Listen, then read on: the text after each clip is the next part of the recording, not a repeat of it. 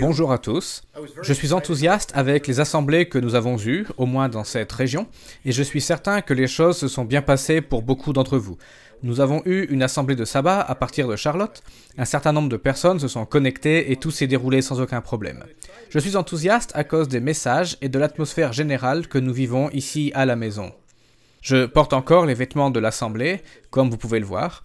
Nous nous sommes bien habillés, nous avons chanté des cantiques ensemble, mon épouse et moi, et il y avait quelque chose de spécial car nous comprenons qu'il y a des gens dans tous ces pays et à travers le monde qui se réunissent ensemble à travers cette technologie de la transmission en direct.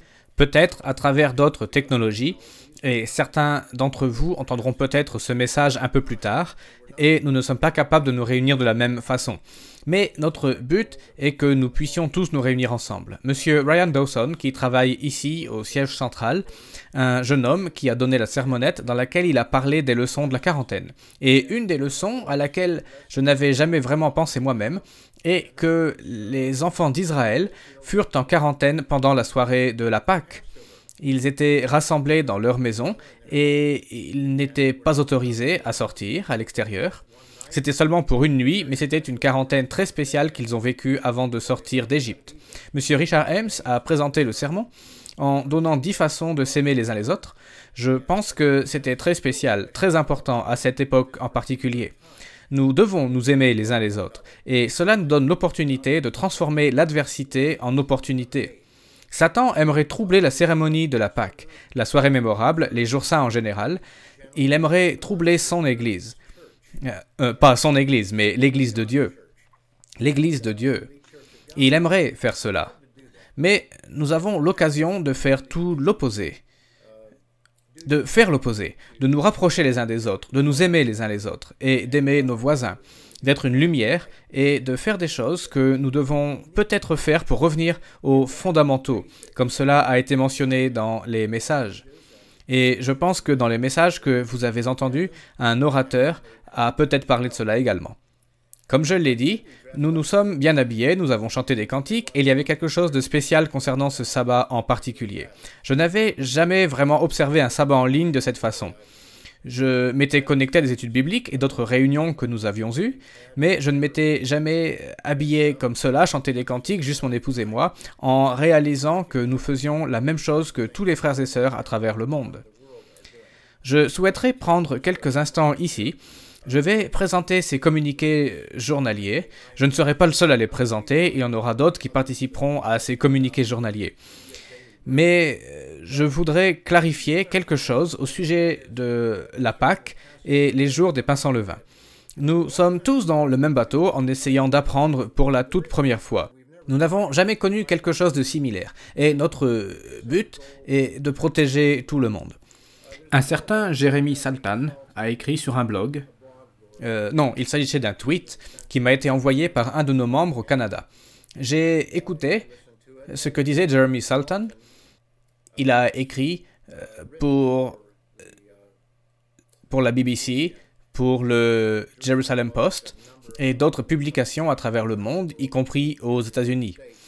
C'est quelqu'un d'assez reconnu. Ce n'est pas simplement un inconnu qui poste des choses sur Internet et qui donne son opinion. Mais il donnait une opinion, et c'était une opinion personnelle, bien entendu. Et il mentionnait que la chose la plus importante que nous pouvions faire maintenant, et cela s'applique à chacun d'entre nous, était que grand-mère et grand-père restent éloignés des enfants. Il mentionnait que d'ici à la fin de cette crise, presque tout le monde sera exposé au virus. Mais nous devons garder les petits-enfants éloignés de grand-mère et grand-père, car nous avons affaire ici à ceux qui ont le plus de chances d'y être exposés, les jeunes, et d'être porteurs du virus. Et s'ils vont visiter grand-mère et grand-père, ils vont les embrasser et potentiellement contaminer ces personnes plus âgées qui peuvent développer une réaction très grave à ce virus. En fait, cela peut enlever leur vie, comme nous le savons. Alors même que les jeunes n'ont pas grand-chose à craindre, au moins d'après ce que nous avons vu, il est très rare que des jeunes aient succombé à ce virus par rapport aux personnes âgées et ceux ayant des problèmes de santé. Il ne s'agit pas seulement des anciens, mais de tous ceux qui ont une santé fragile. Nous devons maintenir les jeunes éloignés de ces personnes. Je pense que cela est très important dans le contexte de la Pâque et des pains sans levain. Nous ne pouvons pas légiférer.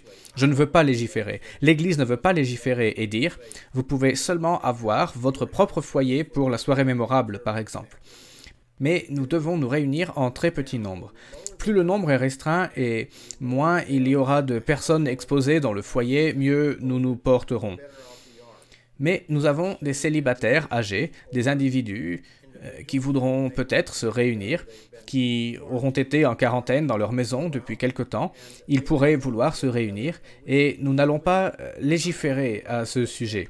C'est une décision que vous devez prendre.